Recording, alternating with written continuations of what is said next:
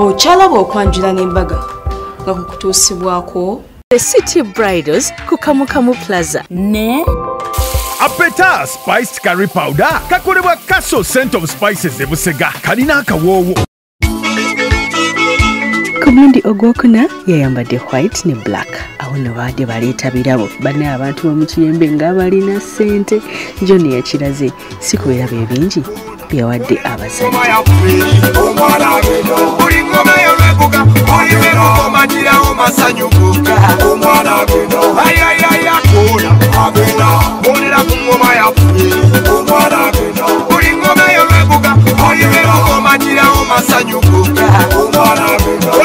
Kubeera mukano gokyali mu Club Delta TV bannaye ekiribwa n'omukolo gwonna gwa ssanyu abako bali mu kusomba ebirabo ebingi ennyo omugole omukyalo bwa yakakyusa emirundi ng'emeka nze bannaye simanyi naye nga amutaddemu esente ye big size gwendi wano naye gamba ye mugagga yeetulidde awala bulabye abaana bakola gye baleko sebo kale nnyo gye baleko nnyo bali kutegeka mukolo bulungi. Amina nnyo wano bali basomba bintu ennyabo basomba nabimalayo nga toliyo bajja bimalayo nnyo oba otaddeyo ate okupika kyo nti biweddeyo akakiiko kategese bulungi ennyabo baleko sebo kale nnyabo amanya gaffe sebo yenze Kasebante John wewa ng'oli munene ndaba olekeddwako bantu manene beereere omutuuze w'ekansanga Kiwafu Estate okolera ludda wasebo kolera mu Kiyembe ku Market Street abantu nga bakwagala n'omukyala mwena gye mukolera ffenna gye tukolera naye byonna twebaza bwebaza leero olwogerako ki olunaku lwaleero nja kulonga okulwerabira mu bulamu bwange mbadde siberanko mu bantu bangi bwe bati ndeero gwe gusoose nga bonna batunuulidde nze nga nze ensonga omukyala bwe yasoose okujja banewalabye ki nabadde sisuubira nti yeeyaze nabadde muntu mupya nnyo naye mwebaza nnyo abaddewo mu byonna. Lwaki ogambye nti abaddewo mu byonna? Wanjawulo nnyo mu bakyala abalala. Biki ebimufuula ow'enjawulo ng'oggyeko ka black beauty kaako? Bannange siyinza byogera nebimale naye ye buli kimu wano kumpi. Ye buli kimu. Mu mbeera zonna abaddewo mu bulungi. Tukanya kwebaza bwebaza. Aba yakava ku kampasi ng'omulengera ku Kiyembe awo. Ng'olumba. Nedda nnyabo. Naye nga twali tukolera mu kampuni y'emu ya Winning Star Electrical. Ekulirwa abakyala bali basatu. Kuliko omukyala Maria Nabasinga ne kubeerako yewe muganda wa mukyala. Kati ne kujja kubeerako mukyala Nantume Rose Nalungu ate oyo mwannyinaze. Ne kujja kubeerako naawo wakati tumutwala nga ssenga waffe mama. Mwalina connection ye? Twalina connection. Ntana mu birutteewo. Tubeebaza byonna bye bakoze. Batuzimbye tutuusa wano. Batubeereddewo mu buli mbeera. Mu butuufu twali tetukisuubira. Naye batubeereddewo mu buli kimu. Ne twebaza ne maama mukadde anzalira omukyala. Mwebaliza ddala ak'ensuso nnyo. Anzadde ogwokubiri kubanga kati aho yafuukira ddala maama mu buli mbeera. Waliwo n'omwami bamuyita Ssekisambu Vianney, twafuuka ba Luganda. Be bategese omukolo guno omwami Ibula pozi ne chairman waffe. Kubanga olunaku lwa leero fesife twatula entululonda. Wabula omwami omuyita chairman wa Kiyembe atwala abasuubuzi bonna. Yatusalirawo. N'agamba olunaku lwe mbawadde. Omukulu tutegedde mutufe ebbanga ttini nnyo. Nitwebaza Mukama ntufunye abantu netufuna abantu. Buli kimu kibadde kyevuga kyokka. Kitambudde bulungi. Era byonna abantu be babikoze ba mikwano baaki. Omwami Paulo Mugagga tumwebaza nnyo okutubeerera mu buli mbeera taata. Saidi eri abatuzaalira omukyala. Tumwebaza. Era nga kyembasaba basiima akatono ke tubaleetedde. batusiimira akatono ako ketubaleetedde ketusobola. Omukyala omukakasa ki ng'akomyewo mu maka? Omukyala mukakasa nti nja kumwagala paka bukadde byonna ebirungi abikoze. Pozi ne twebaza mwami David Kasule director niwe biba tukoledde byamaanyi. Simanyi ina akayimba kewandyagadde oweereza omukyala? Akayimba ke nandyagadde batukubire buli bubiri. Akajudisi babiri ampisizaawo nendi kyendi bwe banaabutukubira mu butuufu kye bugamba kyetuli ate tina kye twafaanaganya n'omukyala kwegamba simanyi tuvudde wala. Akagambo kezibeera mwanyinaze bakulembeze nnyo Katonda bajja kuwangula buli kimu kyekyo kyokka nyabo. Maani wange muto wange ambeereddewo nnyo mpozi ne maama anzaala naye mwebaza nnyo kunzaala nankuza nabo ne maama muto maama w'ejjoggo mwebaliza ddala yandera kuva buto. Bestman naye kati mugambire ddala Bestman maama nga bakwebaza. Siwa kya Mukama nyabo. Lwaki yalonze gobeera Bestman? Yampadde surprise nange sinakitegeera naye kitegeeza neesiga nange wange gwe nalonda ebiseera ebyo anti ondaba kwali kumwesiga naye yampadde surprise. Bantu bangi nnyo tuze n'abantu bangi nnyo alina emikwano mingi naye nanonda tuwoze surprise. Akagambo kobagamba sebabagole kosi kyembagamba nti kyendaba nti bumu yali omu n'afuna omukyala obumu obwo bwe badde nabwo oba bwe balina bweyongere mu maaso bina bijja babirungi. Tuyanza nnyo sebo. Badi bagamba mutabani. How are you baby? I'm fine. Where is daddy? He's there. Hey, and where is mom? Mommy. The other side. The other side. Mommy and daddy, who is your friend?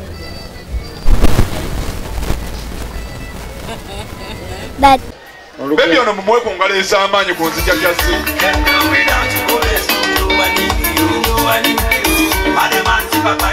Azemo nzija ya nnono. Taata wano Ssaabasajja guno kwali ku mukolo yaze wadde atuuse kawungeezi beene naye tumwaniriza atuuse banna engalo ez'amaanyi bannaye beeni sebo oyo atuuse neyanzisa neyanzeeke tazze yekka n'essavu lya Buganda n'essavu lya Buganda bane essavu lya Buganda balyese nannyini Simayiro kwali ku mikolo neyo emmengo wagirekayo lwajja okukiika abange taata oyo Kasibande Geoffrey omwami Kasibante bannaye ekyamazima yaleetedde ddala certificate erimu emiwendo emiyitirivu ennyo ziro zituuse mu fulemu taata ennyumba yo yiino abaye kweri enyende ku nnyumba kweri bagiteesiiko bane mukubengali ennyumba ya taata kweri tulabirawa abaana b'obulenzi mutwale n'ebibbo bino ebyambadde ng'abasisita kaakati ndeeta nsumiko z'abamaama zembogo z'abamaama bibannaye tulabirawa naye taata nga bwe wagambye maama abeera ani maama ate era maama oli senkulu gwe wakwasizza smartphone era smartphone ye yeeyo sebo muko mu Buganda musajja makungu nga yasekwa nange yino fanya kujasi tamulianga mwiko kenda enema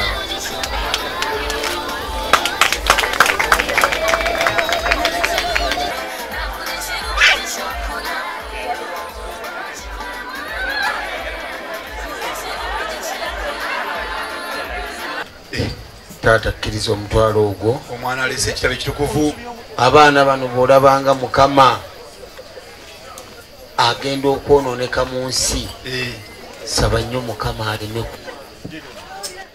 taata kwatako omwana oyo kubanga omwana bw'akola ebirungi nga bino tekyandyagadde ayonooneke atatuka abantu omumoge nti ono yakola bwati owange nange kamukwateko mu ngalo omwana omulenzi ono ekyamazima bano bonna abengu bagambye mutukwatyeko mu ngalo basiimye nnyo era taata bw'osomanga ennyo nolaba nga awezezza emyaka 9 ng'agenda okwonooneka bw'osaba mukama ng'amujjulula ng'akyali mulamu taata kaddeko waggulu akwateko omwana omulenzi ono nabeefaanagana basobola omukwata obulungi dako waggulu omukwateko mu ngalo mwana kyekyo era taata n'agamba omwana ono atuma omukulu talabankana kino ekirabo kino kimuwere taata mugagga bannaye wali wano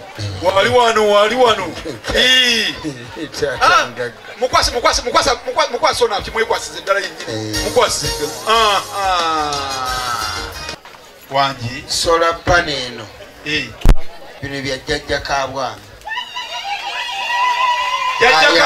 mulwadde ddaamu namba amasanyalaze ne gagenda Uganda namba ddamu egizimbidde emyaka emeka ekaluma mwe mugizimbidde mu lunaku lumu olwaleero luno ate eri ya taata Julius wangi taata Siza wali taata Siza woli oli jangu ono n'ebintu byokukwasa ebintu byo jangu omwana akwata jjajja kabwami naye ayinza okuba waali badayoleza maama engoye amuleetedde washing machine taata kkiriza amuleetedde ensuwa enzungu ayimba ekigambo kuzaala kujagala ku mulundi gwe ogwokutaano yambadde papo ne silver kabadde ka dress kano nno yabadde kakubeera nga afunirako empeta wamu n'okusala keeki kafiga ke kavuddeyo bulungi banaye Justin nga yanyumye mulungi nnyo oyinza okwonooneka mu wiiki ejja mukulu gwosinga nze obulungi kansabe kaakati tugende taatamu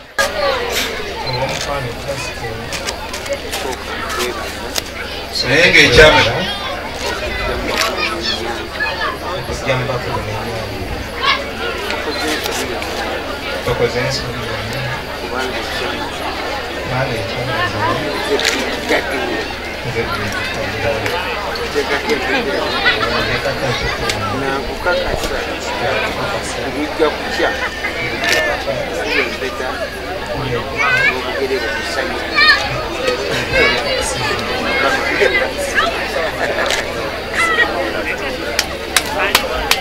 tano kake 3 2 1 0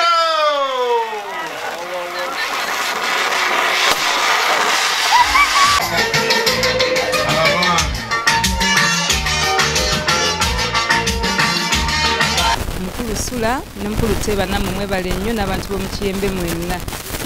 Anet, thank you. Mukwano gwange Rose ne Jane mbebaza nnyo mukwano gyange mwenna besitogedde. Thank you so much. Omulundi gwe ogusembayo yambadde yellow ne blue awo nno naleetera omwami we kye bayita kabo kamuwala yayongedde okulaga nti abantu b'omukiyembe abasiima bwe yayise mu kubeera nti ng'ajjako okuba omwami we kabo kamuwala ne we yabawadde ebirabo buli yazze ku mukono yavuddeyo n'ekirabo eky'omulembe. Justin ne John tubagala nnyo mubale kuleta mukolo ku Delta TV butyo katutunuulire engoye omulala ze yayambadde. Olugoye olusooka yalugola akakadde kamu n'emitwalo 8. Olugoye olwokubiri olwo nno lwali lwa miliyoni 1. Olugoye olwokusatu lwali lw'emukitundu. Olugoye olwokuna lwali lwa mitwalo 8. Olugoye olwokutaano ekiteeteeyi kyali kyakakadde kamu ate ng'ekyasembyeyo gomesi yasembyeyo yali ya mitwalo 8. Balaabalamu okyalaba okwanjula n'embaga nga kukutuusibwako The City Bridals ku Kamukamu Plaza ne Apeta Spiced Curry Powder kakolebwa Castle Scent of Spices e Busega kalina akawoowo